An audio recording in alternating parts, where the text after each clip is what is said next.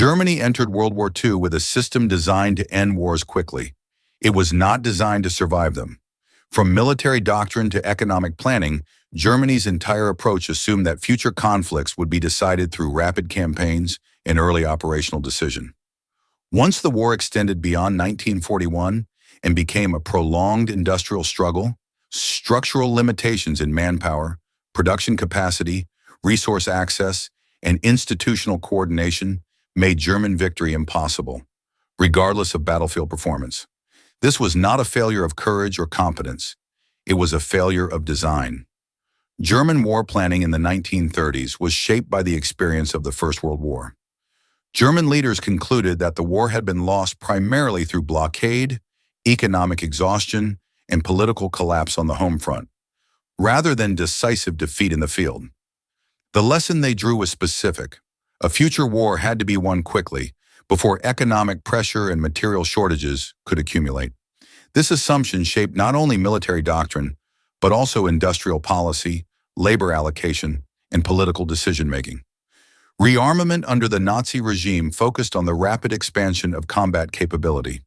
It emphasized readiness for immediate operations, rather than sustainable long-term output.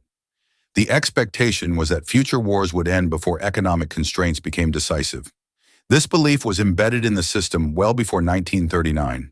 German operational doctrine emphasized speed, maneuver, and encirclement. The goal was the rapid destruction of enemy forces through operational shock. Campaigns in Poland in 1939 and France in 1940 appeared to validate this approach. Early successes reinforced confidence in short war concepts. They also masked structural weaknesses. German doctrine assumed that decisive victories would eliminate the need for prolonged mobilization or industrial expansion. The military system was designed to win campaigns. It was not designed to sustain a multi-year global war against multiple industrial powers. This distinction became decisive after 1941. Contrary to later narratives, Germany did not enter full economic mobilization at the start of the war. Civilian consumption was deliberately protected to maintain domestic stability and political support. War production remained fragmented across competing ministries, party organizations, and private firms. There was no single authority with the power to impose unified priorities across the economy. This structure reflected political caution rather than industrial logic. It resulted in inefficiencies, duplication of effort, and slower output growth compared to Britain and the United States. Germany entered a total war with a partially mobilized economy. This partial mobilization was not an oversight. It reflected a deliberate political calculation. German leadership feared that early and visible sacrifices on the home front would undermine morale and regime stability. Memories of civilian hardship during the First World War remain strong. Maintaining consumer goods production and avoiding full labor mobilization were seen as tools of political control. As a result, economic policy prioritized short-term stability over long-term sustainability. This choice delayed the transition to a true war economy and narrowed Germany's margin for adjustment once the conflict expanded. Germany began the war with a smaller population base than its principal adversaries. At the same time, large numbers of skilled industrial workers were conscripted into the armed forces rather than retained in critical production roles. Labor shortages appeared early. Large-scale mobilization of women into industrial work was delayed due to ideological preferences and social concerns. This was not a technical limitation, but a political choice. Forced labor from occupied territories expanded after 1941. While it increased the size of the workforce, productivity remained low. Supervision costs were high, skill levels were limited, and working conditions reduced efficiency. The reliance on forced labor introduced additional inefficiencies. Production suffered from language barriers, inconsistent training, sabotage, and the need for constant supervision. Security requirements diverted personnel away from productive work. In structural terms, Germany expanded its workforce while simultaneously lowering its average productivity. Germany lacked access to several critical raw materials required for sustained industrial warfare, most notably oil, rubber, and certain strategic metals. Synthetic substitutes reduced vulnerability but could not eliminate it. Synthetic fuel and rubber production was expensive, energy-intensive, and limited in scale. Output never matched demand. The Allied naval blockade, combined with the loss of overseas trade, imposed cumulative pressure on the German economy. This was not a sudden collapse, but a steadily tightening constraint that limited long-term growth. German industry favored technologically advanced weapon systems. Many were effective in combat, but they required skilled labor, specialized components, and longer production cycles. Frequent design changes disrupted mass production. Standardization remained limited. German tanks, aircraft, and weapon systems were produced in multiple variants, each requiring retooling. In a prolonged war, this approach proved costly. Quality could not compensate for insufficient quantity. Britain and the United States transitioned earlier to centralized economic control and mass production. Their systems prioritized standardization, simplicity, and volume. The United States mobilized industrial capacity on an unprecedented scale. Assembly line production produced thousands of identical aircraft, vehicles, and ships. Once American industry entered the war fully, the material balance shifted irreversibly.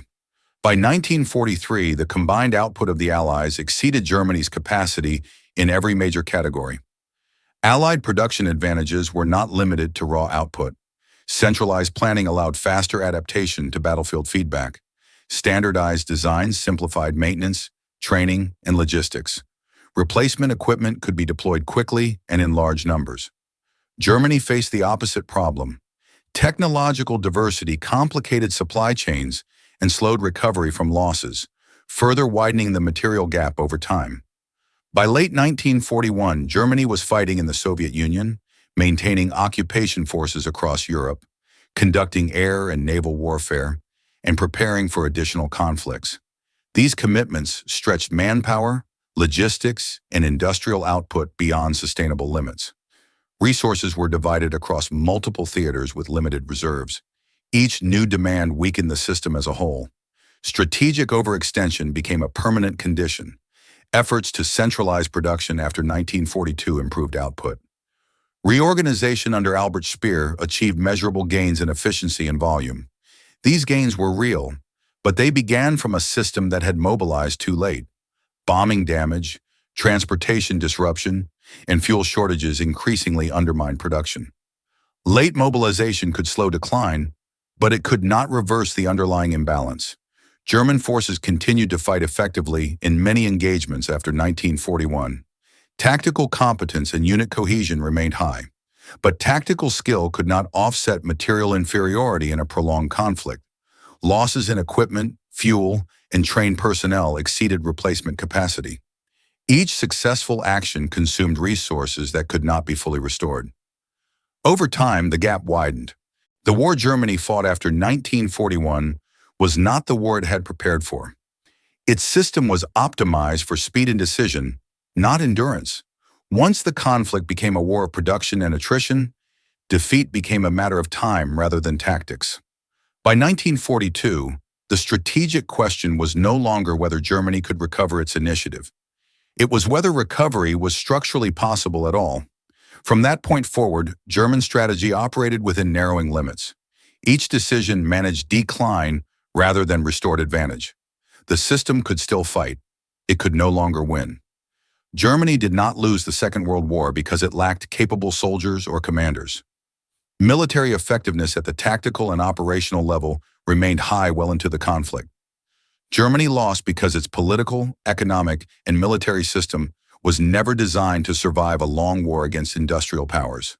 By the time this reality became clear, adaptation could delay defeat. It could not change the outcome. If you found this analysis valuable, subscribe for more documentary-style examinations of World War II. This channel focuses on systems, causality, and historical evidence without dramatization.